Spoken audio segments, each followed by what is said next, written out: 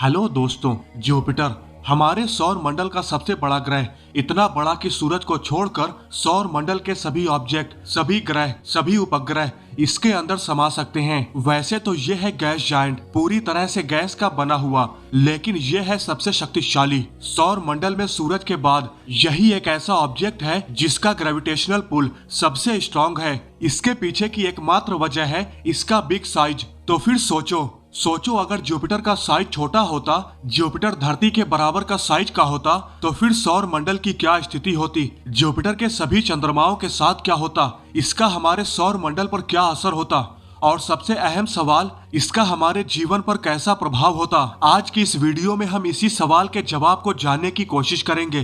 तो चलिए शुरू करते हैं।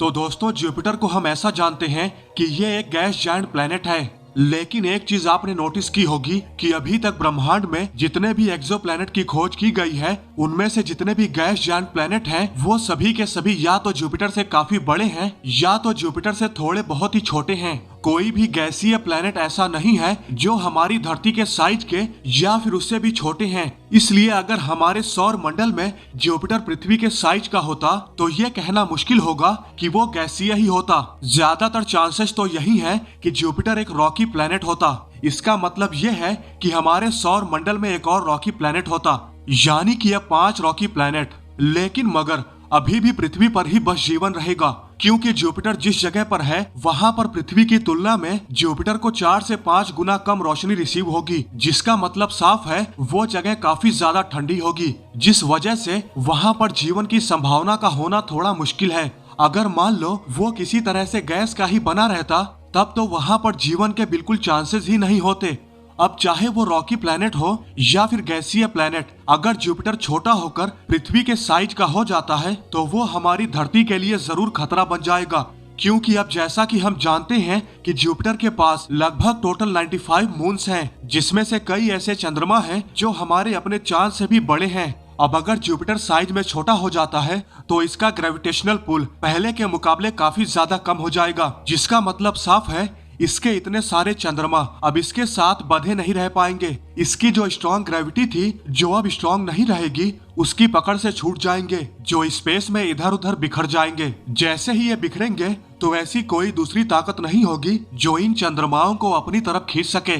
इसलिए या तो कुछ चंद्रमा सौर मंडल की गहराइयों में कहीं पर खो जाएंगे या फिर कुछ चंद्रमा सौर मंडल के अंदर की तरफ चले जाएंगे, यानी कि सूरज की तरफ खींचे चले जाएंगे। अब जो सौर मंडल की गहराइयों में कहीं पर खो गए थे उनसे तो हमें कोई खतरा नहीं होगा, लेकिन जो सूरज की तरफ खींचे चले जाएंगे वो हमारे लिए जरूर खतरा बन सकते हैं। क्योंकि एस्टेरॉयड बेल्ट का जो घेरा है जो मार्स और जुपिटर के बीच में मौजूद है वो भी टूटकर बिखर जाएगा। क्योंकि जो चंद्रमा सूरज की ओर जाएंगे वो एस्टेरॉयड बेल्ट से होकर गुजरेंगे। अब यहाँ पर आप ये सोच रहे होंगे कि जो एस्टेरॉयड बेल्ट का घेरा है, जिसमें एक छोटे से कण से लेकर 1 किलोमीटर तक के लाखों की संख्या में एस्टेरॉयड मौजूद हैं, लेकिन उनके बीच की जो दूरी है वो भी तो हजारों लाखों किलोमीटर जितनी है। तो फिर एस्टेरॉयड बेल्ट का घेरा कैसे टूटेगा?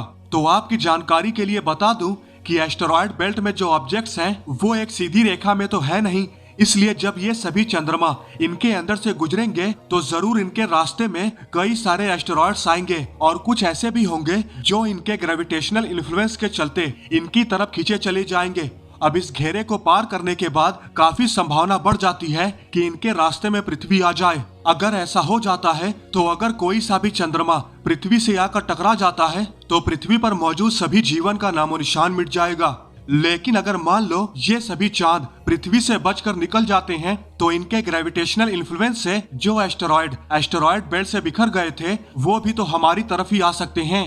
अगर उनमें से कोई छोटा सा भी हमारी तरफ आया तब तो हमें कोई दिक्कत नहीं होगी, लेकिन अगर कोई बड़ा एस्टेरॉयड या फिर कई सारे एस्टेरॉयड्स हमारी तरफ एक साथ आ धमकते हैं तब ये हमारे लिए काफी मुश्किल भरी घड़ी होगी। शायद ही हम इतने सारे एस्टेरॉयड्स का सामना कर सकते हैं। इनके धरती से टकराने से शायद 70 से 80% जीवन ही समाप्त हो जाएगा। जो भी बचा कुचा जीवन अगर बचेगा वो या तो समंदर की गहराइयों में बचे होंगे या फिर कुछ रईस बुद्धिमान इंसान जो बंकरों में छिपे रहेंगे। लेकिन वो कब तक सरवाइव कर पाएंगे ये डिपेंड करेगा कि वो एस्टेरॉयड्स कहाँ पर आकर गिरे होंगे। अगर वो समंदर में आकर गिरेंगे तो हर तरफ सुनामी आ जाएगी, चारों तरफ पानी ही पानी होगा। अब जो लोग काफी ऊंची जगहों पर होंगे उनके बचने के चांसेस थोड़े ज्यादा होंगे, लेकिन जो लोग नीची जगहों पर होंगे उनका बचना मुश्किल हो जाएगा। और जो लोग बंकरों में भी होंगे उनका भी बचना मुश्किल होगा, क्योंकि अगर पानी गलती से भी बंकरों के अंदर घुस जाएगा तो रईस और बुद्धिमान लोग भी अपने आप को नहीं बचा पाएंगे। लेकिन अगर सभी एस्टेरॉयड्स जमीन से आकर टकराते हैं या फिर वो बैक टू बैक एक एक करके भी आकर जमीन पर गिरते हैं, तो जमीन पर रहने वाले लोग चाहे वो ऊंची जगहों पर ही क्यों ना हो, या तो वो टकराव की वजह से पैदा हुई गर्मी से मारे जाएंगे, या फिर जो लोग गर्मी से बच जाएंगे वो सालों साल तक सूरज को ढक लेने वाले काले बादल की वजह से ना मिलने वाली सूरज की रोशनी की वजह से धीरे धीरे करके घुट घुट के मारे जाएंगे। क्योंकि टकराव के बाद जब धीरे धीरे धरती ठंडी होगी तो आसमान में बिखरे धूल के कण और राख पूरे आसमान को ढक लेंगे।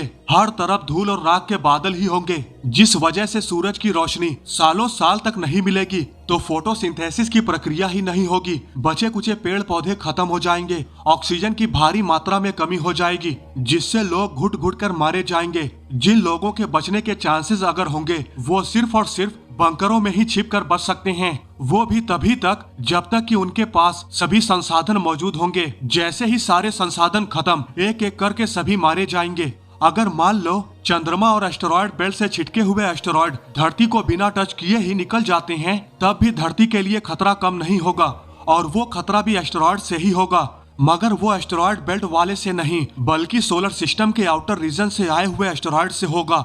क्योंकि जैसा कि हम जानते हैं कि जुपिटर के स्ट्रॉन्ग ग्रेविटेशनल पुल की वजह से बहुत से आउटर रीजन से आए हुए एस्टेरॉयड्स जो धरती को अपना निशाना बना सकते थे वो जुपिटर की ओर खींचे चले जाते थे। हालांकि सभी तो नहीं, लेकिन बहुत से एस्टेरॉयड के खतरों से जुपिटर धरती को प्रोटेक्ट करता था। लेकिन अब चूंकि जुपिटर साइज में धरती जितना बड़ा हो जाएगा, तब वो उन सभी एस्टेरॉयड्स को अपनी तरफ नहीं खींच पाएगा जो धरती की तरफ बढ़ रहे होंगे, क्योंकि अब इसका ग्रेविटेशनल पुल काफी कमजोर हो जाएगा। इसलिए अब ये धरती की रक्षा नहीं कर पाएगा और धरती हर दम एस्टेरॉयड से जूझती रहेगी, जिस वजह से यहाँ पर जीवन का नामो निशान खत्म हो जाएगा। वहीं रही बात सौर मंडल की, तो पृथ्वी के अलावा कहीं और जीवन तो है नहीं, इसलिए इनको किस चीज का खतरा होगा? उनको ना एस्टेरॉयड्स का खतरा होगा, ना ही छिटके हुए चांद का।